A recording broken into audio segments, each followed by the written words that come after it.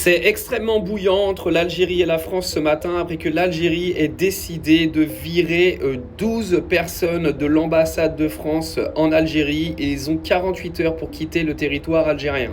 La France menace l'Algérie de représailles immédiates. Alors il y avait eu une sorte de petite pause de crise diplomatique entre la France et l'Algérie depuis les déclarations d'Emmanuel Macron la semaine dernière. Mais là c'est reparti de plus belle avec l'affaire Amir DZ qui a mis l'Algérie dans un état de colère absolue.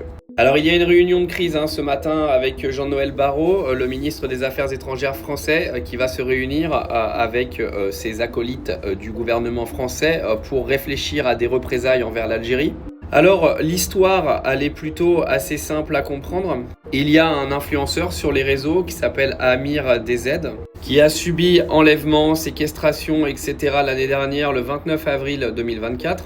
Et apparemment, ça aurait été orchestré par un membre du consulat algérien en France. Et donc, la France a arrêté ce membre du consulat ainsi que deux amis à lui. L'Algérie, trouvant ça absolument scandaleux, a demandé à la justice française de respecter la justice et de respecter le droit dans cette affaire et de libérer immédiatement l'agent consulaire qui a été arrêté. Il faut savoir qu'Amir DZ est aujourd'hui quelqu'un qui a critiqué énormément le gouvernement algérien. L'Algérie a demandé son extradition à plusieurs reprises en 2022, la France ayant refusé et a donné un droit d'asile à Amir DZ, ce qui en gros lui permettait de rester sur le territoire français et d'éviter d'être arrêté sur le territoire algérien.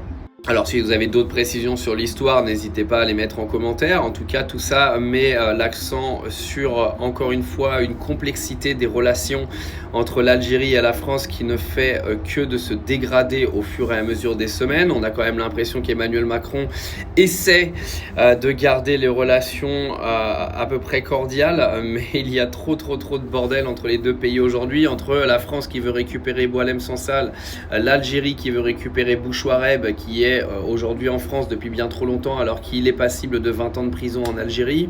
Là, un influenceur qui doit être arrêté par le gouvernement algérien et que la France ne veut pas extrader, ce qui a le don de mettre en colère clairement la politique algérienne.